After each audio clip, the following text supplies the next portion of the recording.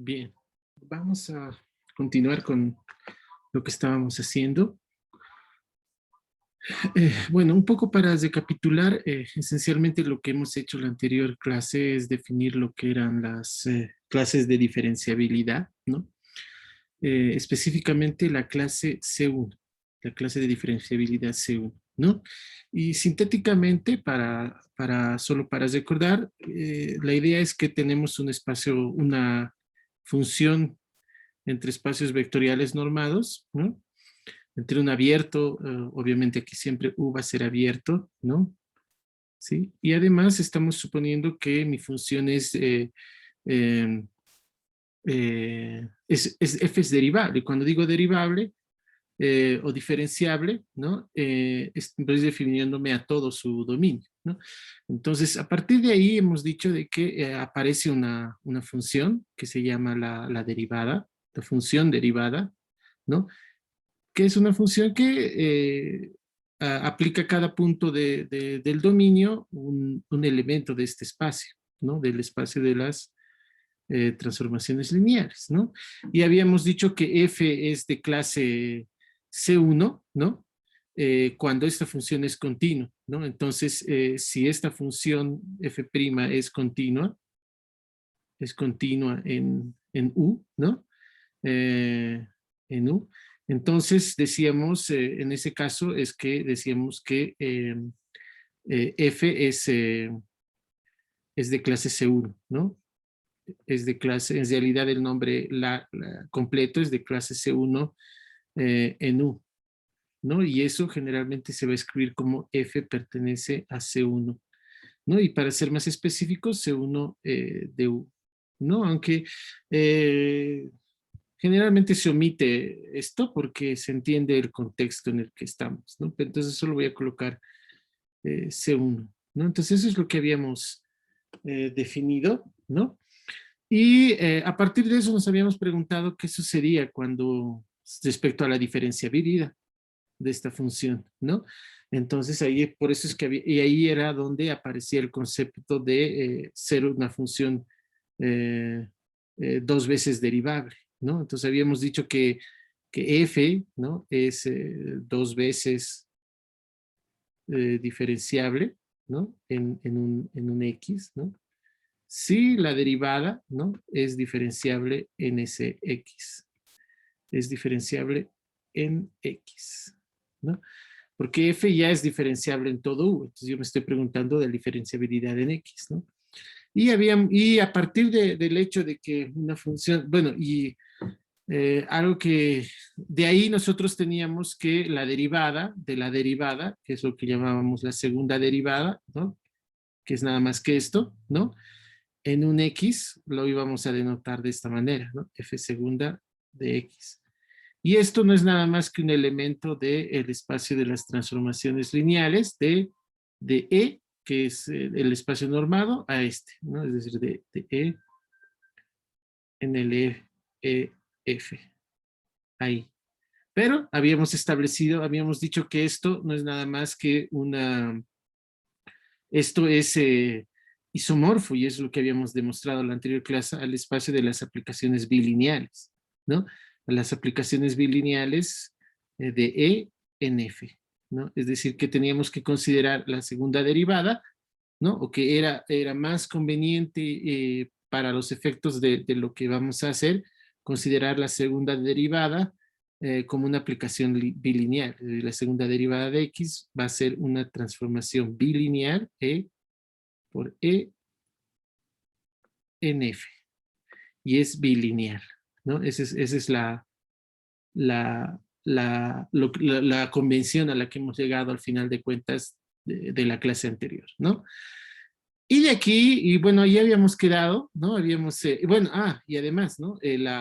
La diferencial o la derivada, ¿no? Que la podíamos ver en términos de la base dual, ¿no? Obviamente esto para una función definida en Rn, ¿no? De Rn en R, muy específica, ¿no? Entonces, en este caso, habíamos dicho que o bueno, un poco antes, ¿no? Habíamos definido lo que era una función de clase C2 ya también, ¿no? Entonces habíamos dicho que f, o no hemos hecho eso, a ver un ratito. Déjenme ver esto por si acaso. Hemos hecho el ejemplo. Ah, no, entonces vamos a hacer eso, ok. Muy bien, entonces a partir de esto nosotros podemos considerar que una función f, obviamente, ¿no? Esto es 2 veces diferenciable en u, ¿no? Si f' es diferenciable en x para todo x, ¿no? Para todo x en u, ¿no? Entonces es la extensión natural de la diferenciabilidad en todo u, ¿no? Y a partir de esto, ustedes saben que aparece una aplicación que sería la segunda derivada, ¿no? La segunda derivada. Y esta segunda derivada no es nada más que una aplicación que ahora va a ir de u en las aplicaciones, pero ahora bilineales, ¿no? Es decir, tiene que ir en este espacio porque me da este tipo de elementos. Y la convención que vamos a hacer es esa de ahí. Así, ¿ok? Y obviamente esta aplicación lo que hace es a cada X le va a asignar la segunda derivada, así, ¿no? La segunda derivada, pero entendida como una aplicación bilineal. Ese es el detalle, ¿no? Entonces, de E por E en F, ¿no? Entonces ahí aparece lo que se denomina la segunda derivada, la aplicación segunda derivada, aplicación segunda derivada, ¿no? Lo voy a escribir abreviada, segunda derivada. ¿Ok? Esa es la aplicación segunda derivada. Sí, que es la extensión a orden superior de la derivada, de la aplicación primera derivada, la aplicación derivada solamente, ¿no? Pues el detalle es que nosotros habíamos visto de que la, la primera derivada tenía una expresión muy conveniente, que era esta, ¿no? La primera derivada la podía expresar en el caso de funciones, o eso aquí, por si acaso, ahora sí, ¿no? De Rn en R. En el caso de funciones de Rn en R, nosotros teníamos que la derivada en un X la puedo expresar, como vive en el dual, la puedo expresar en términos de la base dual de esta manera, ¿no? Desde I igual a 1 hasta N, ¿no? De las derivadas parciales, que son las funciones, las coordenadas, ¿no? Derivada parcial de f con respecto de x y las derivadas parciales comunes y cocientes. Y aquí los dxy, que las diferenciales parciales se llaman estas, ¿no? Estos de aquí son elementos de la base dual de, de Rn, ¿no? Elementos de la base dual de Rn, ¿sí? Y esta es su expresión en términos de esa base dual y estos son las funciones coordenadas, ¿no? Bueno, para la segunda derivada habíamos llegado a la conclusión también de que podíamos expresarlo la segunda derivada, ¿no? En un X, ¿no? De la misma manera, como una sumatoria, y habíamos visto de dónde sale eso, de I, J igual a 1 hasta N, pero de las derivadas de orden 2, ¿no? Eso es a esa conclusión habíamos llegado, de XJ, ¿no? En un X, las derivadas parciales comunes y cocientes de cálculo 2, ¿no? Pero aquí el detalle que había que tener algo de cuidado es que aquí van a aparecer estos, que son los diferenciales, la multiplicación de diferenciales, pero eh, eh, hay que verlas como la base del espacio de las aplicaciones bilineales. Es decir, estos son una base mm, de las aplicaciones bilineales. Estos de aquí, ¿no? Lo voy a escribir así, ¿ya? Estos de XY es una base, ¿no? Para recordarlo nomás, base de del espacio del dual, ¿no? Que es este, ¿no? En cambio estos, ¿no? Los DXY, DXJ, son, en realidad, son aplicaciones bilineales, ¿no? Esto va desde I igual 1 hasta J, hasta N, creo, ¿no? Y J va de 1 hasta N igual, pero esto ya no es base es una base el espacio, de este espacio, ¿no? De L2 RN R. Así, ¿no? De ese espacio, ¿no? Entonces, eso es algo que hay que tenerlo muy en consideración, ¿no? ¿Cómo actúan, por ejemplo, estos? Cuando yo tengo un vector de x, y le aplico un vector h, digamos, lo que me arroja es su y-ésima coordenada. Esa es la forma en la cual actúa estos operadores, ¿no? Que son transformaciones lineales.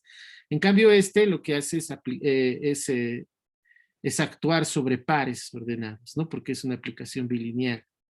¿Cómo actúa? Toma pares HK, digamos, y lo que hace es sacarnos la y-ésima coordenada, HI del primer vector, y la k-ésima coordenada del segundo, K sub I, así, ¿no?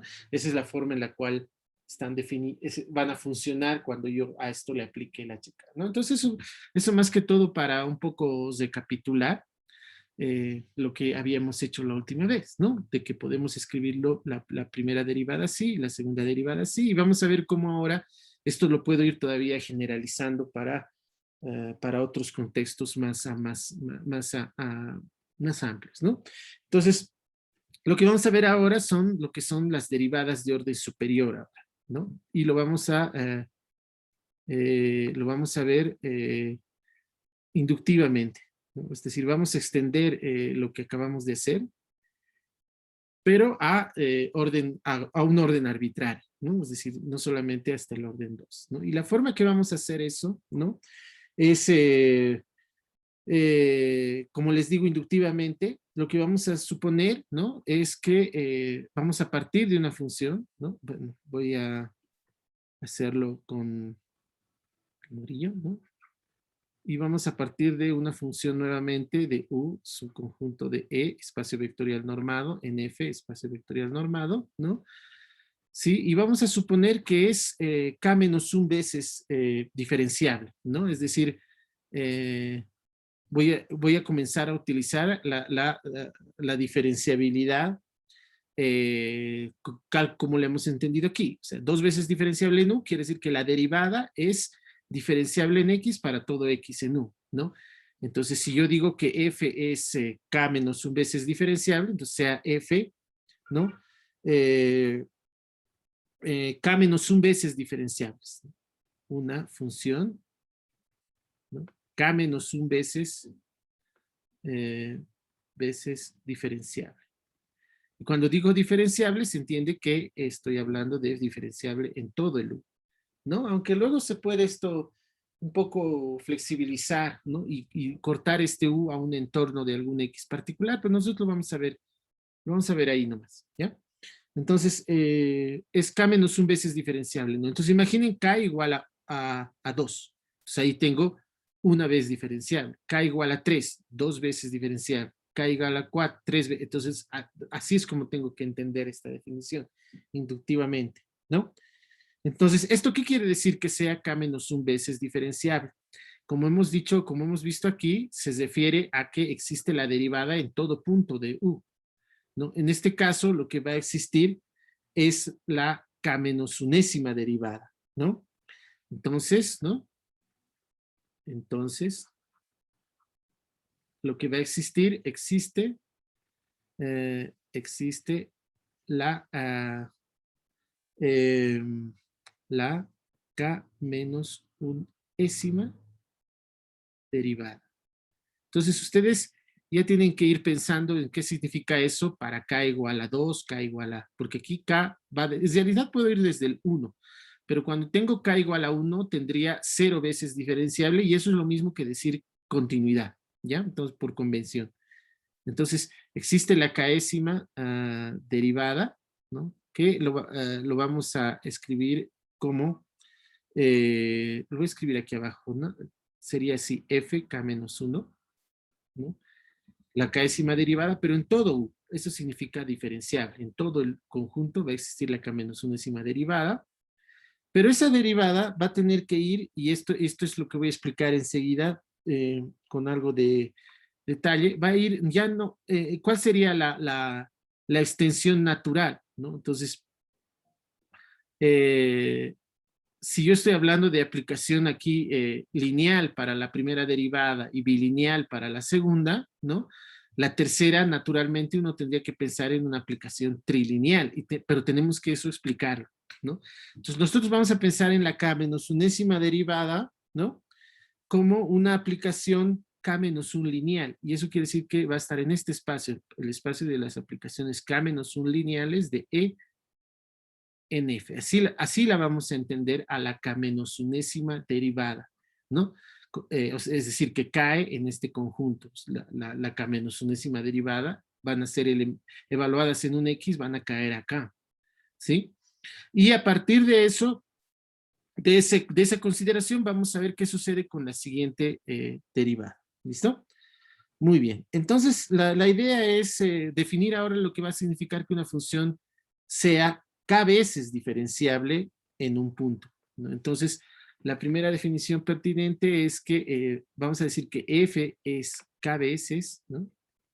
K veces diferenciable en un punto x en u, ¿sí? En un punto x de u. Si la derivada, ¿no? Es decir, perdón, si esta derivada, si f a la k menos 1, ¿no? La derivada en el caso 2, ¿no? Fk menos 1 es diferenciable en el sentido común y corriente en x, es diferenciable en x. ¿Ok? En este x que estamos diciendo, ¿no?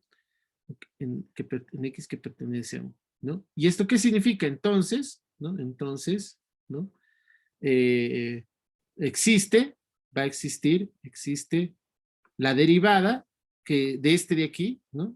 Pero, bueno, lo voy a escribir aquí abajo para que, no sé, no hacerlo pequeñito. Existe la k menos 1 la derivada de este. La derivada en el x. Y esto de aquí nosotros lo vamos a denotar como f késima derivada en el x. ¿Ok?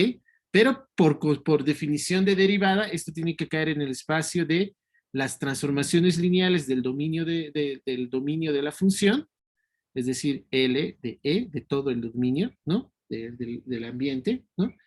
En el espacio en el codominio, que serían las aplicaciones K-1 lineales de E en F, ¿no? ¿Ok? Ahí debería estar la derivada, que lo que vamos a llamar es la késima derivada de mi función. ¿Sí?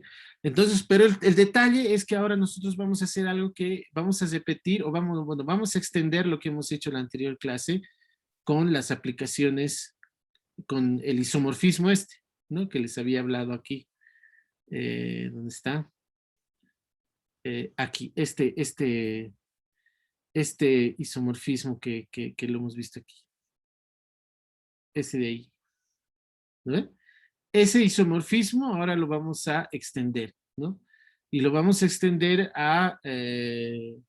para no solamente bilineales, sino de cualquier orden de linealidad, ¿no? Entonces, para eso entonces nosotros aquí vamos a hacer como un paréntesis, ¿no? Lo que vamos a hacer es utilizar el siguiente isomorfismo, ¿no? Podemos decir, eh, por otro lado, ¿no? Por otro lado, nosotros podemos afirmar lo siguiente, ¿no? El espacio de estas transformaciones lineales, ¿no? Que van de E en las aplicaciones K-1 lineales de E en F, esto es algo que es un hecho por lo que hemos demostrado para 2, lo podemos demostrar por inducción, es isomorfo, ¿no? Al espacio de las aplicaciones K lineales de E en F, ¿no? ¿Sí? La demostración de esto es casi idéntica o es casi una copia fiel de lo que hicimos nosotros aquí, ¿no? Que es la demostración de que las aplicaciones lineales de E en LEF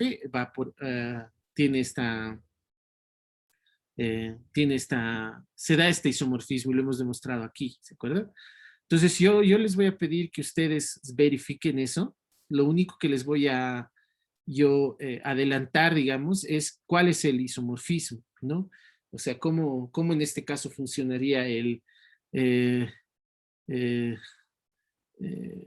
isomorfos sería aquí, ¿no? Isomorfos, ¿no? ¿Cuál sería el isomorfismo se puede establecer entre estos dos, ¿no? Entonces, que no va a ser, es isomorfos por, pues, la aplicación, lo voy a decir, lo voy a colocar, la aplicación. A ver si no me enredo en esto. Si esta aplicación, que le voy a llamar, phi, ¿no?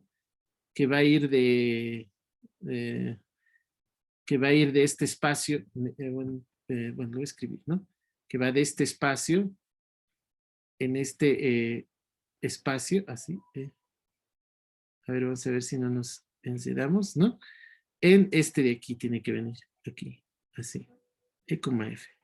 ¿Cómo vamos a trabajar con eso? Vamos a agarrar vamos a tomar una transformación lineal, ¿no? Una transformación lineal T, pero esta transformación lineal va de E en este espacio, en las aplicaciones K-1 lineales de E en F. Y vamos a ver qué le tendría que corresponder, phi de T.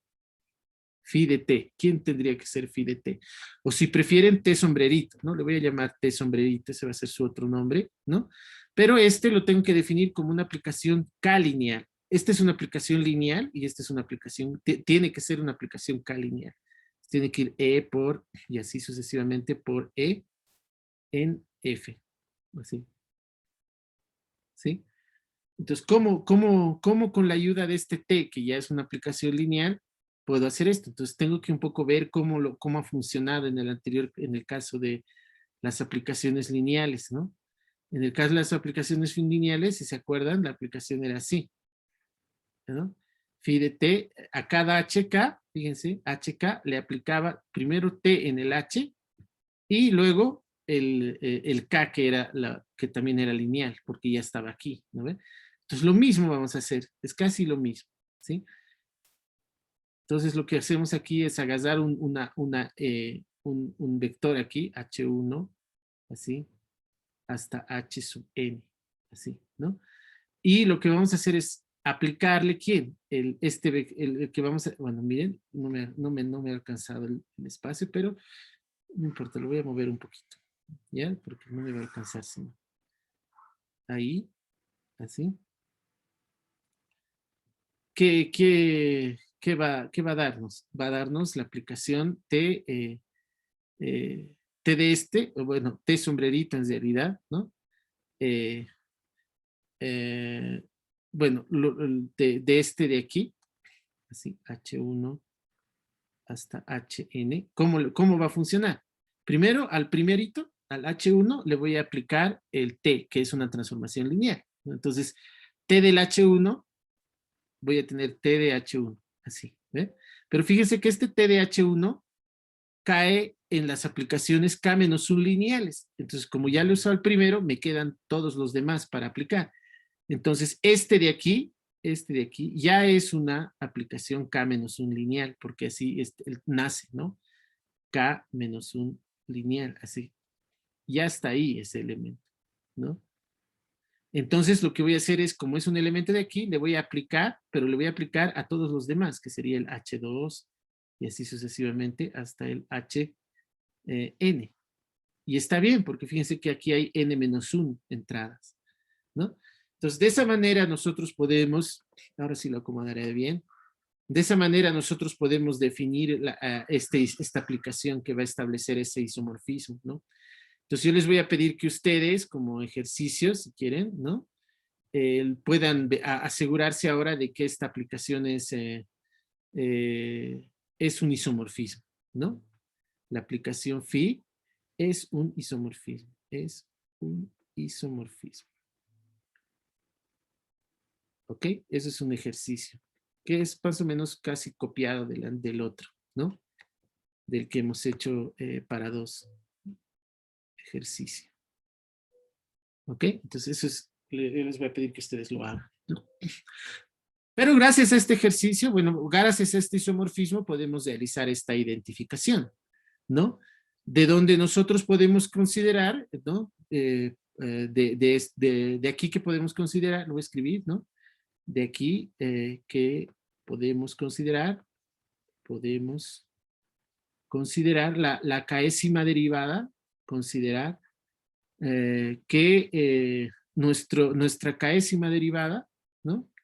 En un X ya no va a ser una aplicación, no la vamos a ver como una aplicación lineal de acá a acá, ¿no? De E en las K-1 lineales de E en F, sino directamente como una aplicación K lineal, ¿no? De E en F, así.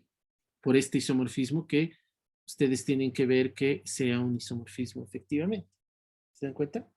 Entonces, esa es la manera en la cual nosotros extendemos inductivamente la noción de diferenciabilidad, ¿no?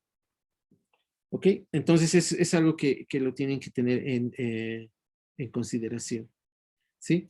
Entonces, cuando la función, bueno, esto es la diferenciabilidad en un X, ¿no? Entonces, solo hemos hablado en un X, ¿no? La diferenciabilidad en todo el dominio es muy natural, ¿no? Entonces, sería que f es k veces diferenciable en U, ¿no? F es k veces, ¿no? Esa es una extensión natural diferenciable, ¿no? En U. Sí, lo dicho, ¿no? La k menos unésima derivada, ¿no? La k menos unésima derivada existe para cada punto, perdón, la késima derivada, ¿no? Porque ya le hemos dado sentido a esto. Si esto existe, existe para cada, para todo X en O. X que pertenece a O. Esa es la definición de diferenciabilidad, de ser k veces diferenciable en O. ¿Listo? ¿Ok? Entonces, eso quiere decir que ahora también, como siempre va a existir esto, yo puedo considerar ahora la aplicación késima derivada, ¿no? La aplicación, cuando f es k veces diferenciable, ¿no? La aplicación késima derivada. Y en este caso, la aplicación késima derivada sería una función, sería la función, ¿sí? Así, que a cada elemento del U le va a asignar justo la derivada, que ahora la tengo que ver como una aplicación K-lineal. Es una aplicación de este tipo, de que va a ir de eso en eso, ¿no? Lo importante es no olvidarse que esto sigue siendo un espacio vectorial normado, ¿no? Como cualquier otro. Entonces, esto es una función como cualquier otra, ¿no? Entonces, lo que habría que preguntarse ahora es qué pasa con esta función, ¿no? Como qué propiedades tiene esta función, ¿no? Y ahí es donde va a aparecer la noción de clase CK, ¿no? Vamos a decir que una función es de clase CK, ¿no? O es k veces continuamente diferenciable, ¿no? F es de clase CK, se entiende que en U, ¿no? O k veces continuamente diferenciable,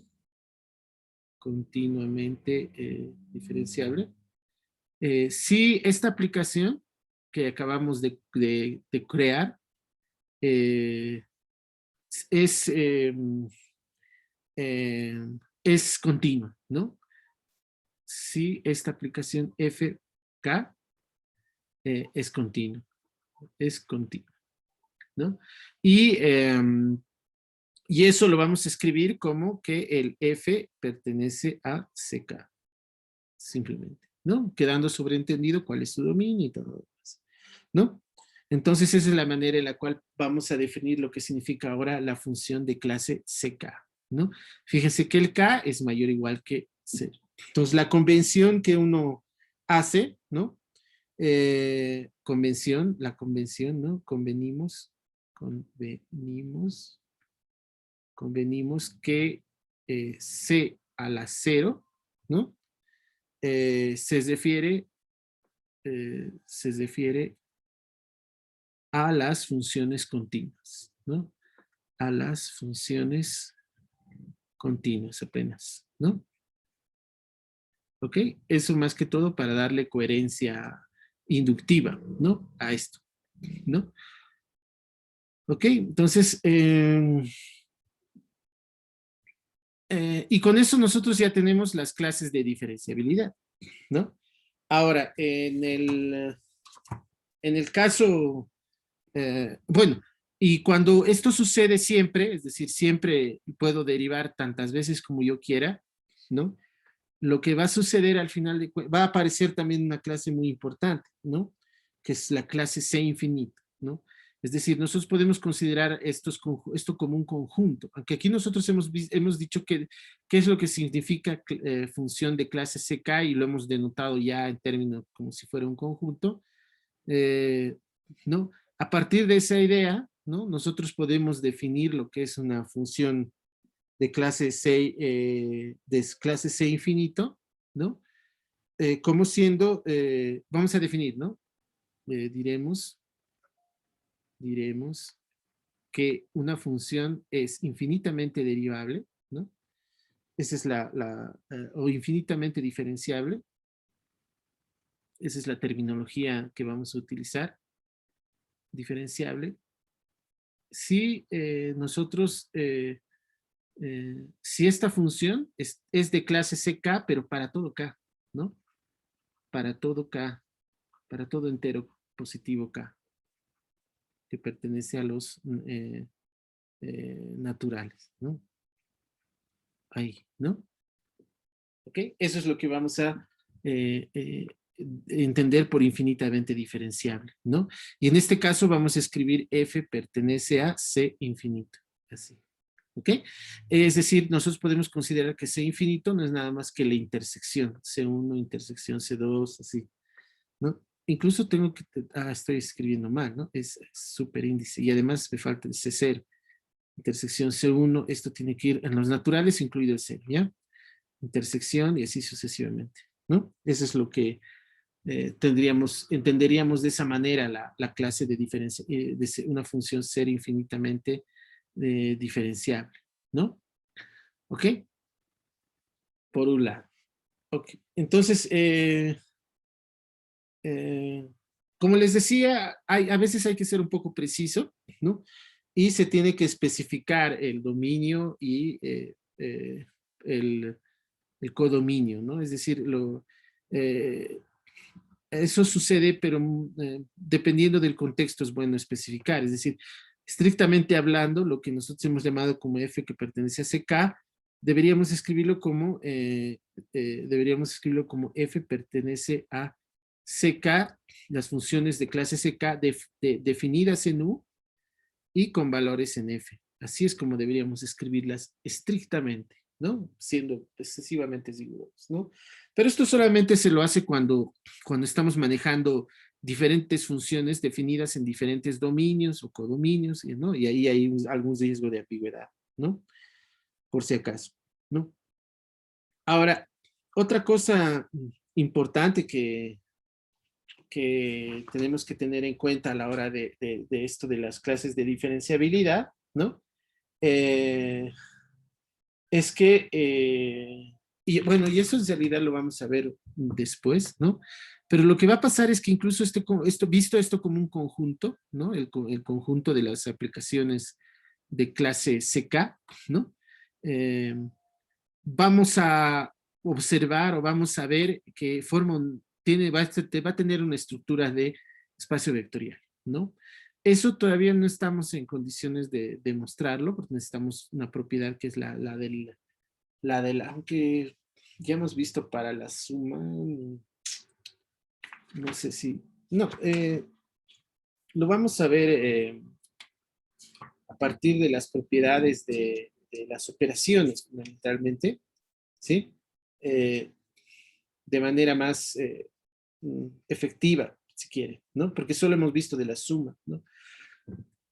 Entonces, a partir de eso, nosotros podemos demostrar que este conjunto, CKU, visto como un conjunto, que sería el conjunto de las funciones definidas en U, con valores en F, tal que son es de clase CK en el sentido que acabamos de definir, es de clase CK. Si tomamos este conjunto, podemos demostrar, o se puede demostrar que esto es un espacio vectorial, ¿no? Vectorial, ¿sí? En realidad hemos visto para la operación de suma y producto por un escalar, ¿verdad? Hemos visto que cuando yo opero con funciones, la suma es de nuevo eh, o sea, es diferenciable, ¿no? Y el producto por un escalar también, ¿no? Entonces eso es algo que lo vamos a ver con más detenimiento después, ¿listo? Muy bien. Entonces, con esto nosotros tenemos, con esto definiríamos lo que es las clases de las clases de diferenciabilidad, ¿no? Un aspecto que no quiero dejar pasar antes de pasar a lo que sería la regla de la cadena, ¿no? Y que es importante tenerlo en consideración, es el caso complejo. ¿Ya? El caso complejo lo vamos a tratarlo, lo voy a hacer brevemente porque es algo que ustedes incluso lo van a estudiar en un curso completo totalmente. Eh, se refiere a lo que se denominan las funciones holomorfas. Funciones holomorfas. No voy a intentar no hacerlo muy largo esto porque es solamente digamos, un apunte, ¿no? Y se refiere a lo siguiente, ¿ya? Cuando nosotros estamos considerando ahora espacios vectoriales normados generales, ¿no? Particularmente el Rn y el Rm, ¿no? Es decir, funciones, si bien estamos tratando con funciones definidas en espacios vectoriales normados arbitrarios, ¿no? En particular, es particularmente importante considerar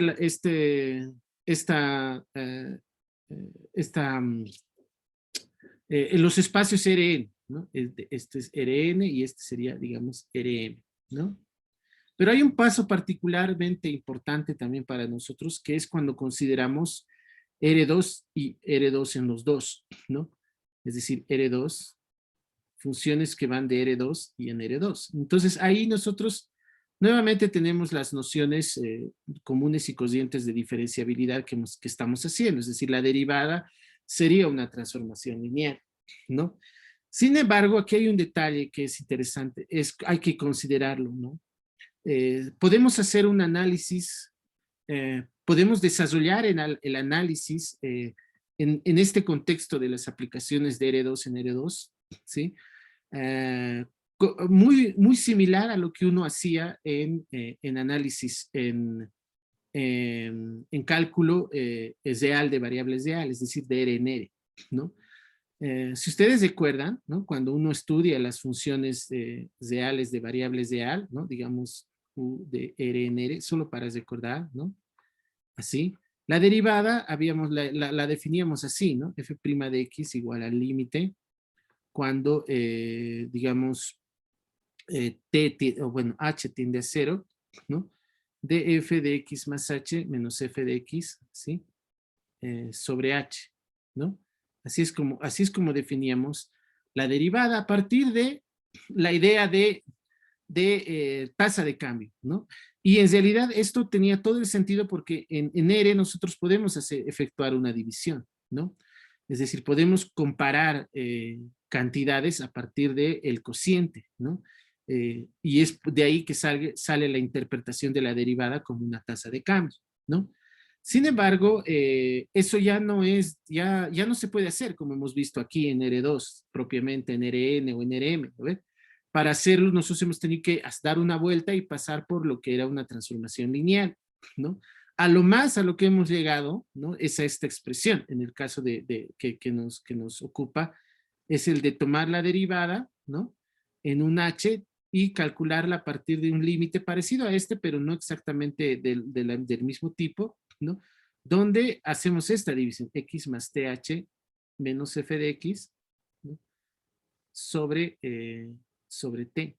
Esto sí tiene sentido aquí, porque esto es un número real, esto es un vector, y en rigor habíamos dicho que esto no es nada más que 1 sobre t, el escalar, multiplicado por esta diferencia, ¿no? F de x más th menos f de x. Es decir, así es como tenía que entenderse esta notación, ¿no? Pero esto sí tenía sentido porque estoy trabajando en un espacio vectorial normal, ¿no? Donde tengo la operación de tomar un vector, ¿no? Y multiplicarlo por un escalar, como es este de aquí, ¿no? Escalar, es un escalar. Entonces no hay problema ahí. No entra en conflicto esta definición con lo que estamos haciendo. Sin embargo, cuando trabajamos en R2, porque esto vale obviamente para todo, Rn, Rm y E y F, ¿no? Cuando estamos en R2, hay una estructura que podemos darle adicional a la estructura de espacio vectorial sobre los reales que ya tiene R2. Es decir, que aquí R2 lo tengo que ver como un espacio vectorial normal, ¿no ve? Para que todo tenga sentido. Sin embargo, este conjunto R2 también le podemos dotar no solamente de una suma, que es la que le habíamos dado, sino como ustedes saben, al R2, además de la suma, de la operación de suma, podemos dotarlo de un producto, ¿no? Pero de un producto interno, no de un producto externo como este de un escalar por un vector, ¿no? Sino un producto entre elementos de R2, ¿no? Y en ese caso lo que obtenemos es un conjunto que nosotros le llamamos los números complejos, ¿no? Que serían los números complejos, ¿no? En este caso, o que llamamos los números complejos, ¿no? Que son el campo de los números complejos, ¿sí? Y el campo de los números complejos, o de los complejos, ¿no? Entonces, ¿qué sucede con este campo? Sucede que en este caso, el R2, cuando considero su operación de producto también, ¿no? Lo que va a suceder es que me va a permitir volver a tener la opción de tener este cociente para poder hacer un tipo eh, ¿cuál sería la palabra? Un tipo de introducción de la derivada a partir de esta noción de cociente, o sea, de comparación, ¿no? ¿Ok? Entonces, y eso es lo que va a dar lugar a una noción que no es la de diferenciabilidad, sino que es la razón por la cual se le llama holomorfas, ¿no? Entonces, eh, vamos a definir eso y lo vamos a comparar con el otro eh, y vamos a ver cuáles son, en qué se van a aparecer, ¿no? Entonces, vamos a decir que una función, obviamente, ¿no? Por si acaso, los números complejos, ¿no? Son pares ordenados con dos operaciones, ¿no? Las dos operaciones que estamos considerando son estas, ¿no?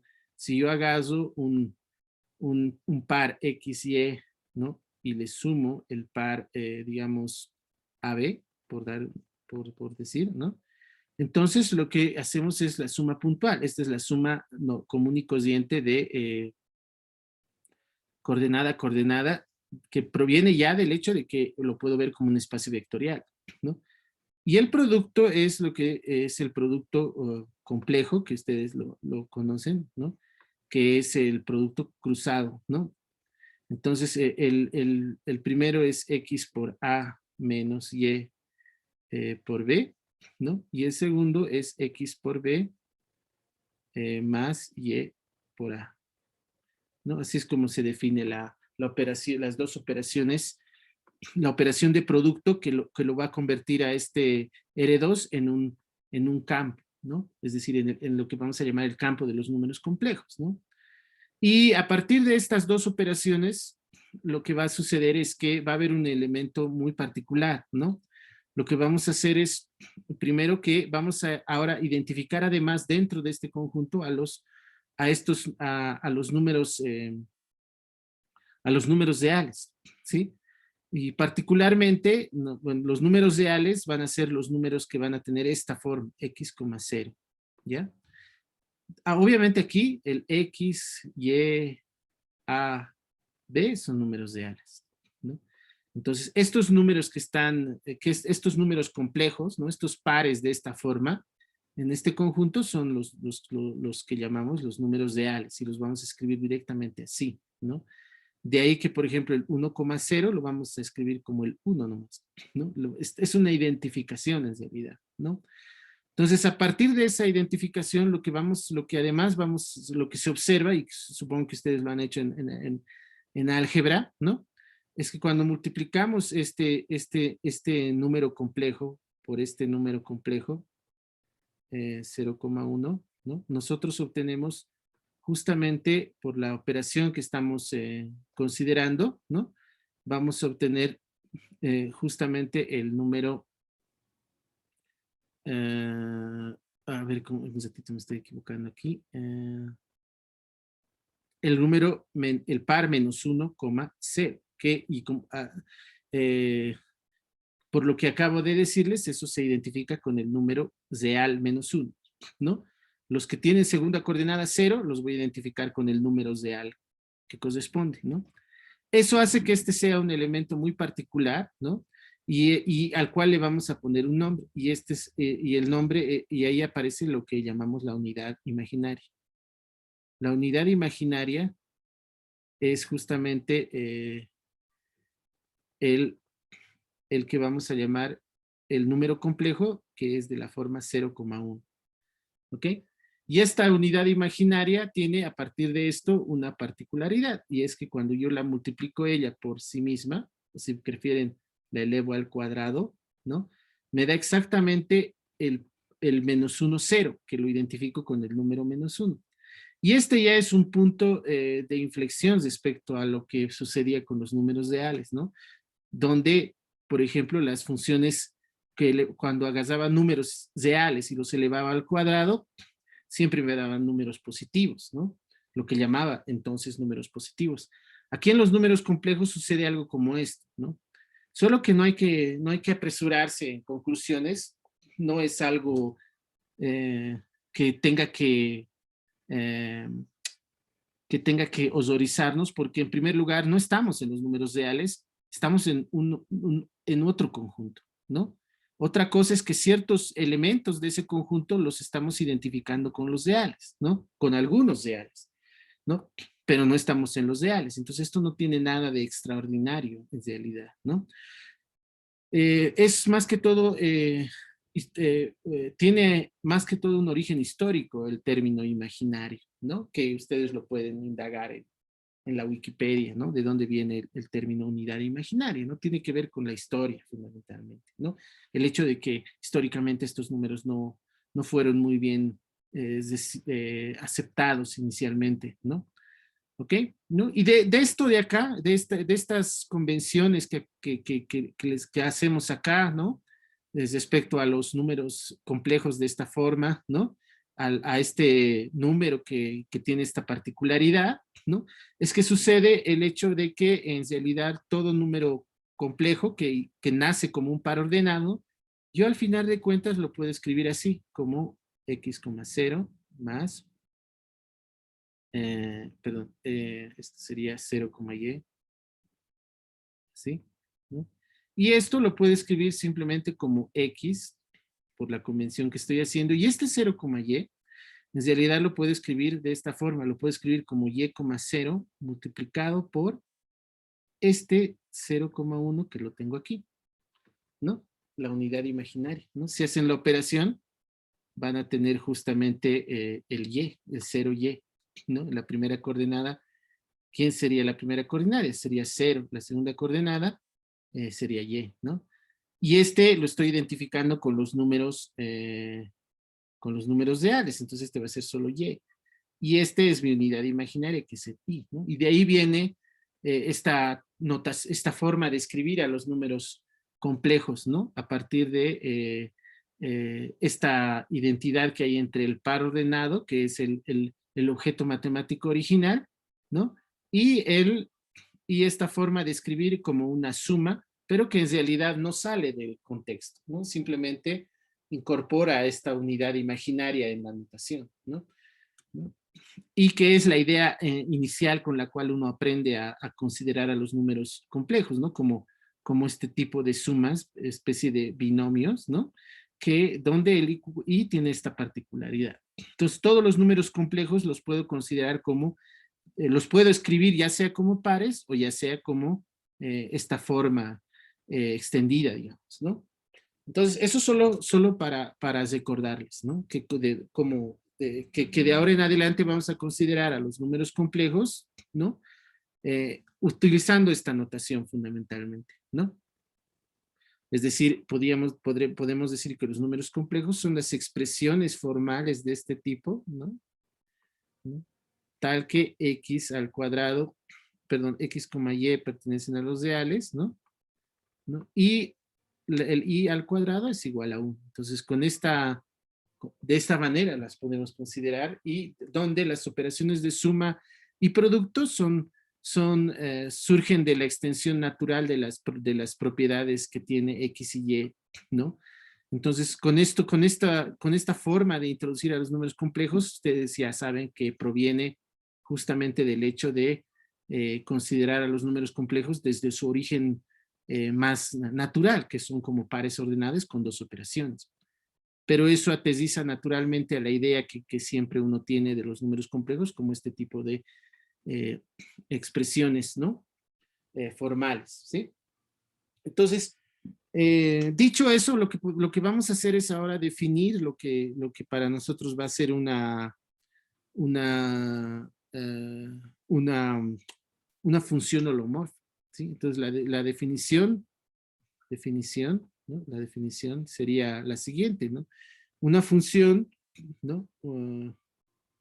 Vamos a decir que una función compleja, en este caso, estamos considerando que nuestra función está definida en un conjunto abierto, pero donde del plano, pero el plano agregada la operación de producto de números complejos, ¿ya? Entonces, no es el R2 suelto, es el R2 con un producto, ¿sí? Y eso es lo que lo va a hacer especial. Entonces, una función compleja así, ¿no?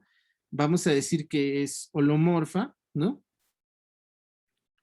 Es holomorfa, ¿no? Si existe el siguiente límite, si existe, le voy a llamar provisionalmente, ¿ya? Le voy a llamar A de Z, ¿ya? Así. Existe a Z, ¿no? Pero que para nosotros va a ser simplemente un límite, ¿no? Un límite, pero va a ser un límite copia exacta del límite real, ¿no? Es decir, va a ser f de z más h menos f de z sobre h, ¿no? Pero ahora esto tiene todo el sentido, ¿no? Porque fíjense que el h es un número complejo, ¿no?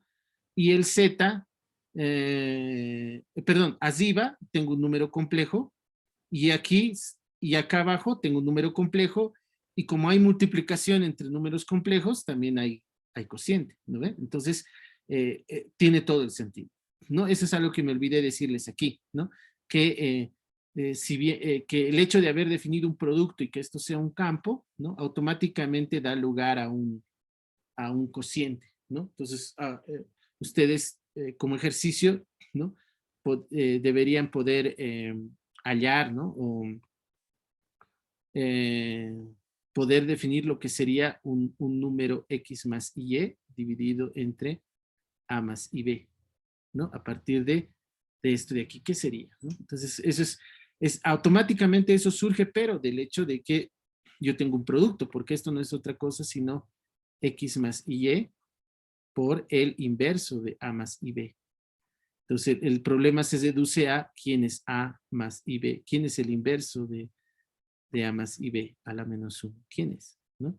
Entonces, eso es algo que yo les voy a pedir que ustedes lo vean, ¿no? Y no es difícil, lo único que tengo que hacer es hacer que esto sea 1, igualar y despejar, ¿no? Para saber quién es el inverso de x y y, ¿no? Entonces, eso lo voy a dejar para que ustedes lo vean, ¿listo? Pero surge de esto, ¿no? Perdón. Surge de esto, igualar esto a 1, O sea, bueno, lo voy a hacer con otro colorcito para que se den cuenta. Yo tengo que ver quién es el inverso de A más IB, entonces esto tiene que ser igual al número de 1,0, ¿no? ¿Sí? Y lo único que tengo que hacer ahora es igualar los dos. Entonces esto me va a dar lugar a un sistema, ¿no? XA menos YB igual a 1 y XB más YA igual a 0. Y de aquí tengo que despejar X y Y, ¿no? Y eso me va a dar el, eh, el valor, ¿no? Entonces, a ver, lo podemos hacer, creo, ¿no? Miren, si se dan cuenta, lo único que necesito aquí tener es, lo voy a multiplicar por B, perdón, claro, por B y por A, ¿no? Entonces, para poder, perdón, las debes, por B, por A y por B, para que se anulen estos dos. Entonces, el X me va a salir simplemente, al multiplicar por A, me va a salir a ver, un ratito sería, claro, A sobre, entonces aquí sería A sobre A cuadrado más B cuadrado, ¿no? Así. Más y el B sería el menos, ¿no? Menos B sobre, nuestro B, vamos a ver,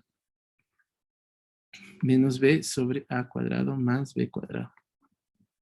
Así, ¿no? Entonces, si ustedes multiplican esto por AB, ¿no? Les va a dar justamente 1, ¿no? A ver, déjenme ver, porque este es el X, ¿no? Este es el X y este es el Y. ¿Ok? Entonces, a ver, nos da A por B. Claro, A cuadrado está bien, ¿no? Muy bien, entonces, si no me he equivocado, ese es el valor del X y del Y. Muy bien, entonces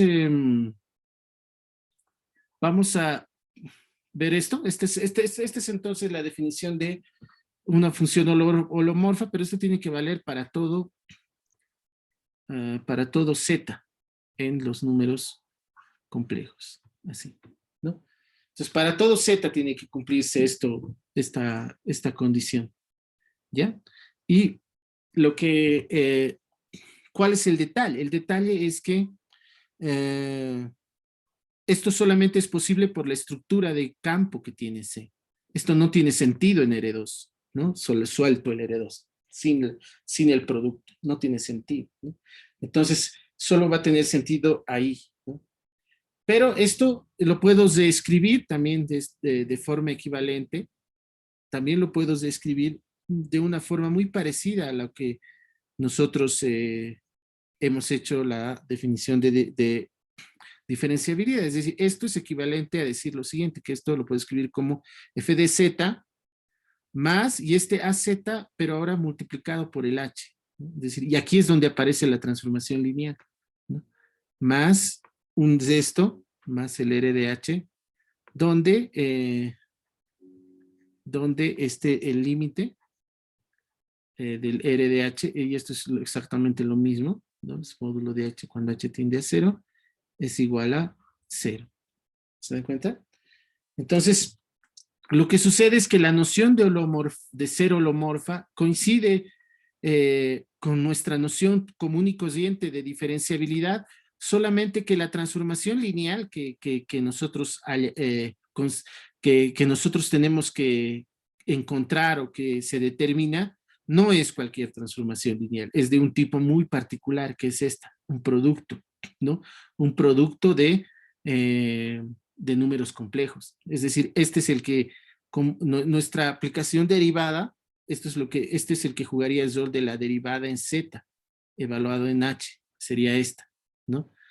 Exactamente esta, ¿no? Entonces eso quiere decir que la derivada común y corriente, si es que nos olvidamos por un momento de su estructura de campo, la derivada tiene que ser de esta manera, ¿no? Entonces la derivada f' de Z, que es una transformación lineal, tendría que ser una transformación lineal de C en C, es una transformación lineal muy particular. ¿no? Es la transformación lineal producto, es un producto de números complejos, ¿no? Es el producto del número complejo AZ por el número H, ¿no? Número complejo H, ¿no? No es cualquier transformación lineal, ¿no? Entonces, eso lo que va a hacer es imponer restricciones, más restricciones, o sea, es una noción más fuerte que la diferenciabilidad, la holomorfía, ¿sí? Porque no es suficiente que sea diferenciable vista como función de R2 en R2, sino que además tiene que ser la aplicación derivada tiene que ser exactamente de este tipo, un producto por un número complejo, ¿no? Y eso restringe mucho el tipo de transformaciones lineales admisibles, ¿no? ¿No? ¿Ok? Entonces, eso es lo que vamos a analizar ahora exactamente a qué se refiere eso, ¿no? Ahora, pues esto, a lo que quiero llegar al final es a que entiendan que el hecho de incorporar la operación en la definición de lo que sería la derivada, ¿no? Ya flexibiliza, no, impone demasiadas restricciones a la diferenciabilidad, ¿no? Porque ya la obliga a que sea de un tipo muy particular, no cualquier transformación lineal, porque nosotros, si nosotros vemos esta misma función, pero la vemos como una aplicación de R2 en R2, ¿no? Para que sea diferenciable tiene que haber una transformación lineal, ¿no ve? Que cumpla toda la condición para la derivada. El problema es que esa transformación lineal, que tiene que ir, en este caso iría de R2 en R2, solo tiene que ser una transformación lineal que cumpla esto. En cambio, para la holomorfía, tiene que ser exactamente de este tipo, ¿no? Entonces, es más que solo una transformación, tiene que ser más que solo una transformación lineal, ¿no? Es por eso que se hace una distinción cuando estamos en el campo de los números complejos, ¿no? Y a esta noción de holomorfía que le hemos llamado holomorfa, también se le llama C-diferenciabilidad, ¿no? Es C-diferenciable, ¿no? Entonces, holomorfa es lo mismo, en algunos textos lo van a ver, ¿no? Es exactamente lo mismo que C diferencial. ¿Ok? Y eso es más que todo para hacer una diferencia con lo que entonces se llamaría la R diferenciabilidad, o sea, en contraposición con la R diferenciabilidad, donde no es necesario tener esto de aquí, ¿no? R diferenciabilidad, ¿no? Entonces, en un curso que se denomina análisis complejo, ustedes justamente van a trabajar a partir de esta dualidad que hay. No es dual, disculpen el término, no es apropiado, dualidad. Digamos, con estas dos nociones diferenciadas de diferenciabilidad, la C-diferenciabilidad, que es lo que llamamos holomorfía, ¿no? O también se le llama analiticidad, ¿no? Y la R-diferenciabilidad, que es lo que justamente estamos nosotros tratando, porque estamos tratando con espacios vectoriales normados nomás, no con una estructura de campo, como es lo que ustedes van a estudiar en ese curso, y eso va a hacer de que las derivadas tengan propiedades muchísimo más ricas en realidad, ¿no? Porque sucede que estas transformaciones, es decir, este tipo de transformaciones lineales que hay en los números complejos, de los complejos en los complejos, se pueden caracterizar de una manera muy conveniente porque visto como transformaciones del plano, ¿no? Corresponden a la transformación, solo pueden ser dos tipos de transformaciones. Puede ser este cero, ¿no? Puede corresponder a la transformación nula, ¿no? Es decir, A de Z puede ser cero. En este caso estamos frente a la transformación nula, trans nula, ¿no? ¿Sí? Que es que esto sea cero y entonces esto se vuelve, la derivada es nula, ¿no? Esa es una opción. Pero la otra opción, que es la que ustedes van a estudiar en ese curso, es que este A de Z sea lo que se denomina una, como transformación lineal, ¿no? Eh, eh, sea una semejanza positiva. Me refiero a la derivada, ¿no? Esto va a suceder cuando este A de Z es, bueno, aquí estoy haciéndolo mal, ¿no? Esto no es que esto es la transformación nula. Cuando esto es cero, la derivada va a ser la transformación nula. F' de Z es la transformación nula. Nula. Eso es lo que quiero decir, ¿ya? Pero el otro caso es cuando nosotros, este A de Z, siempre yo lo puedo escribir de esta manera. Es un número, perdón, de esta manera. R por un E a la I phi. Es la notación polar de un número complejo, ¿sí? Y en este caso, la transformación se denomina, es decir, la transformación F' de Z es lo que se denomina una semejanza positiva, ¿no? O sea, va a ser una... es una semejanza positiva. Ese es el nombre que le vamos a... O eso es lo que va a ser, al final de cuentas, la transformación, esta F' de Z, que es una transformación en realidad del plan, ¿no? De C en C, ¿sí? Esto de semejanza positiva se debe a este R, que en primer lugar es un número positivo, ¿no? Que es se le llama el módulo del número complejo, ¿no? Es del número complejo que estamos llamando A de Z, ¿no? Y este de aquí, visto como una transformación, esto no es nada más que una rotación. Esto va a definir lo que sería una rotación.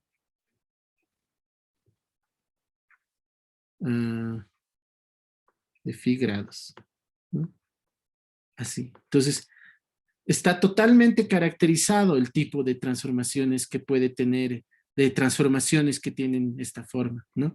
Y nosotros eso lo vamos a ver en los ejemplos un poquito con mayor detalle, ¿ya? Entonces lo voy a dejar aquí esto de la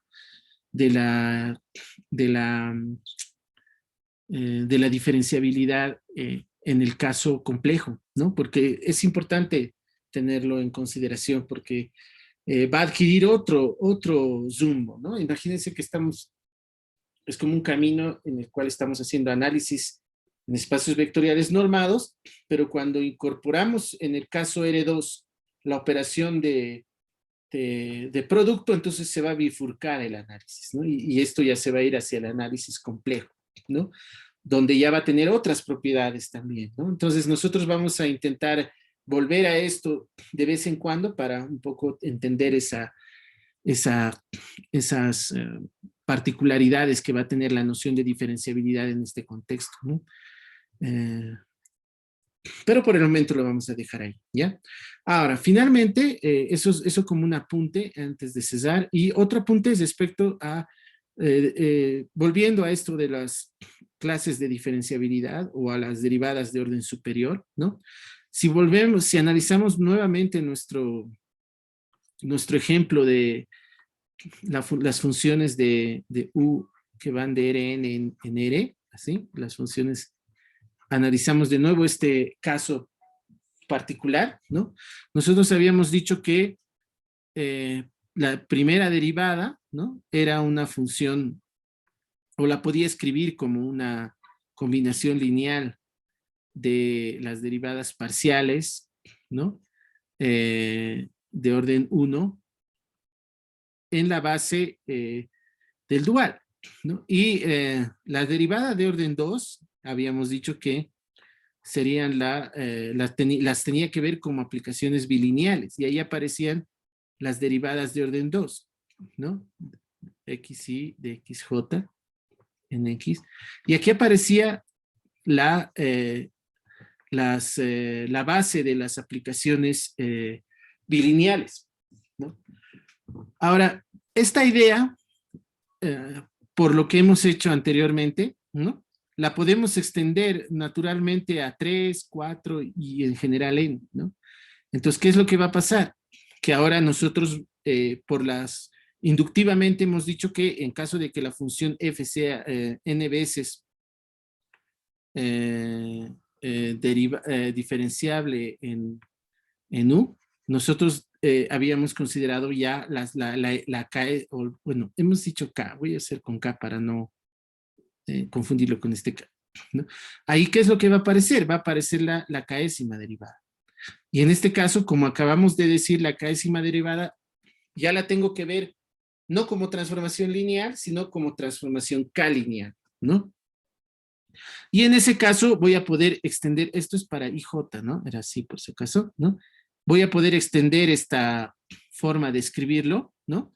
Porque sucede que las aplicaciones, en el espacio de las aplicaciones lineales o k-lineales de Rn en R, este espacio de las aplicaciones k-lineales, que es donde vive este de aquí, ¿no? En este espacio tiene una base también, ¿no? Y esa base, siguiendo un poco la misma notación y de las que estamos, de las que hemos considerado aquí, de los diferenciales, la base de eh, um, de este espacio, ¿no? No serían otra cosa sino este tipo de productos, ¿no? De X. Y el problema es que aquí necesito hacer, se va a cargar un poco la anotación, ¿no? Lo voy a hacer con un super doble, así. Bueno, lo voy a hacer más grande, ¿ya? Así, de X y 1, ¿sí? Así es la base, de X a la I2, ¿sí? Y así sucesivamente, de X a la I serían n, donde estos van a variar y uno entre en realidad IJ, ¿no? Tienen que variar entre 1 y n, así, ¿no? Que serían las correspondientes funciones coordenadas, ¿no? Entonces, con esto tengo que hacer ahora esta sumatoria. Se vuelve una sumatoria bastante más cargadita, ¿no? Así, lo voy a hacer de esta manera, ¿no? Pero aquí van a aparecer las derivadas de orden K, ¿no? Las derivadas de orden K, que corresponden a las derivadas de X sub I sub 1, derivada de X sub I sub 2, así, ¿no? Hasta la derivada de X sub I sub K, ¿no? Así. Eh, donde, claro, esto estaría evaluado en el F, ay, perdón, en el X, perdón. Ahí, ¿no? Y aquí aparecerían las diferenciales de X a la I1, ¿no? De X a la I2 y así, hasta de X a la I. Perdón, aquí sería de I, esto sería I1 hasta IN, ¿no?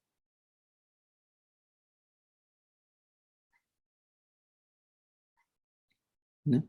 Donde todos estos IJ pueden ir eh, desde el 1 hasta el N, así, ¿no? Son los diferentes, las funciones, diferentes funciones eh, coordenadas, ¿no? Un ratito, aquí me estoy equivocando, creo. A ver, un cachito, me estoy equivocando. Déjenme pensar esto un cachito. Aquí tengo las coordenadas. X1, X2.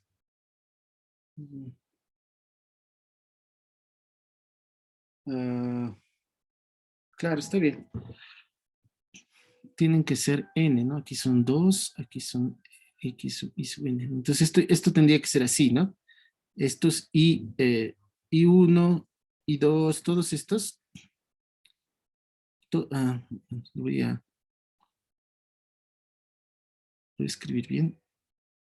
Tal vez si lo escribo con un grosor más pequeño. A ver ahí. Es decir, I1, I2, así. Todos estos, y n, van desde el 1, ¿sí? hasta el n, ¿no? Pueden ir del 1 hasta el n. Pero la suma de estos... Ah, no, claro, está bien. A ver, un ratito, aquí me estoy...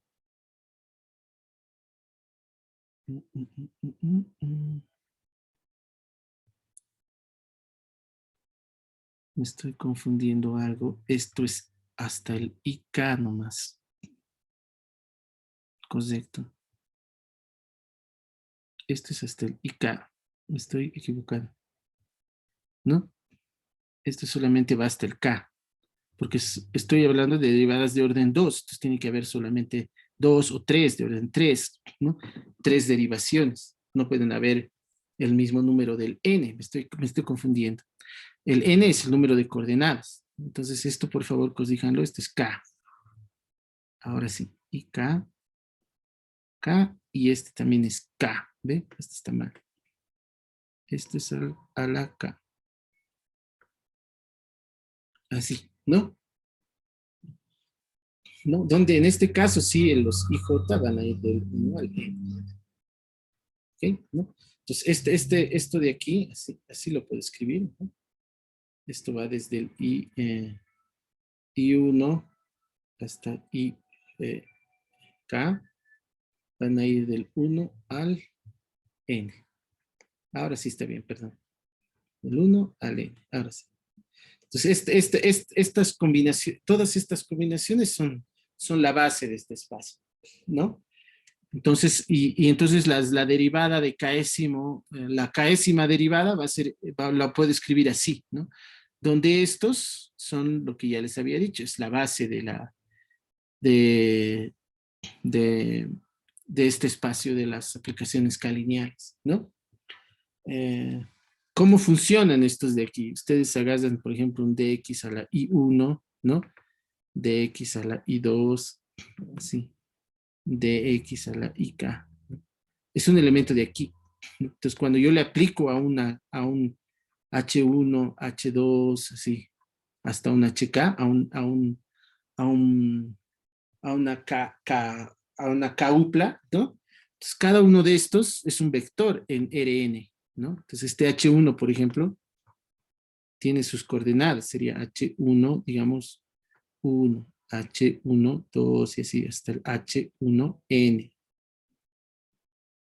Así son sus coordenadas del H. Del H2 igual, ¿no? Hasta el HK. El HK igual va a tener sus coordenadas, que es HK1, ¿no? HK2, así, ¿no? Hasta el HKN. Así sus coordenadas. Entonces, qué es lo que hace este elemento de aquí, que es de la base? Lo que hace es, del H1, buscamos su I1 coordenada, ¿no? X I1. Entonces esto sería H1, I sub 1, ¿no? Que sería alguno de estos, ¿no? Dependiendo de cuál es el I1, digamos es 3, entonces buscamos la tercera coordenada, ¿no? Por el siguiente, el H2. Y del H2 buscamos su I2 coordenada. Entonces, el siguiente y así sucesivamente. ¿Se dan cuenta? Entonces, H2, I2 y así. Así es como se aplica esto sería K y K, ¿no? ¿Sí? Entonces, de esa manera nosotros podemos escribir la késima derivada de una aplicación de Rn en N, ¿no? ¿Ok? Ahora, ¿qué pasa si tomamos Rm, ¿no? Ahí ya, obviamente, para cada coordenada vamos a poder hacer también esto, ¿no? Pero eso lo volvería bastante cargada, peor la, la notación, ¿no? La notación que estamos haciendo, ¿sí? ¿Ok? Muy bien. Entonces, una pregunta muy natural que surgiría entonces es, y que es pertinente es, para saber, por ejemplo, que una función es de clase C1, ¿no? Nosotros, como lo tenemos escrito así, en términos de la base del dual, ¿no? esto nos está, esto en la base del dual, las coordenadas de esta función, visto como función de x, son estas, ¿no? Entonces, una conclusión que podemos sacar de esto es que, al menos en este caso, ¿no? Y en realidad va a pasar igual en los otros, podemos determinar de una función, si una función es de clase CK, a partir de ver las funciones derivadas parciales, que son estas de aquí, ¿no? Vistas como aplicaciones, ¿no? O sea, esto lo quiero ver como la aplicación que cada X le asigna a la derivada parcial. Así, esto. Visto como función, ¿no? Entonces, si estos son continuas, entonces esto tiene que ser continuo, ¿no? Entonces, es por eso que en muchos libros la noción de la diferenciabilidad de orden superior directamente lo definen en términos de las derivadas parciales, ¿no?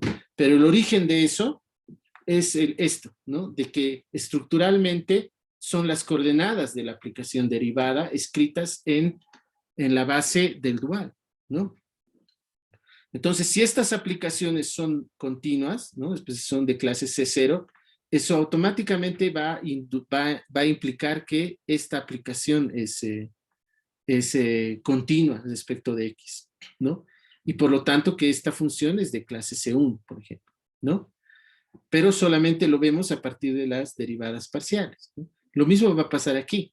Aquí yo puedo verlo esto como una función de X, ¿no? Para ver si es de clase C2, tengo que ver si esto es continuo, pero para eso es suficiente ver si sus coordenadas son continuas en la base de las funciones bilineales, ¿no? Entonces aquí de nuevo agarramos la aplicación X y vemos las derivadas parciales, pero las derivadas parciales de orden 2, que ahora serían estas, ¿no? Sí, XJ todas, ¿no?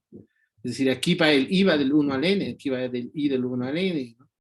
Entonces la pregunta es, para saber si esto es una función de clase C2, lo único que tengo que hacer es ver si estas funciones son continuas, ¿no? Entonces, si las derivadas parciales de orden 2 son continuas, entonces de ahí puedo concluir que esta función es continua también. ¿Se dan cuenta? Entonces, al menos en este caso, nosotros podemos reducir el problema de determinar si una función es de clase C1, C2 o CK, ¿no? Al problema de ver si las funciones derivadas parciales, que serían estas, son continuas, ¿no? Entonces, si las funciones derivadas parciales son continuas, entonces la función va a ser de clase seca, ¿no? Entonces, eso es algo que nosotros lo vamos a incluso mejorar, ¿no? Con el teorema, con un teorema que lo vamos a ver después. Muy bien, entonces lo voy a dejar aquí, esto, para la próxima ya empezar con las operaciones y la regla de la cadena. ¿Listo? Muy bien.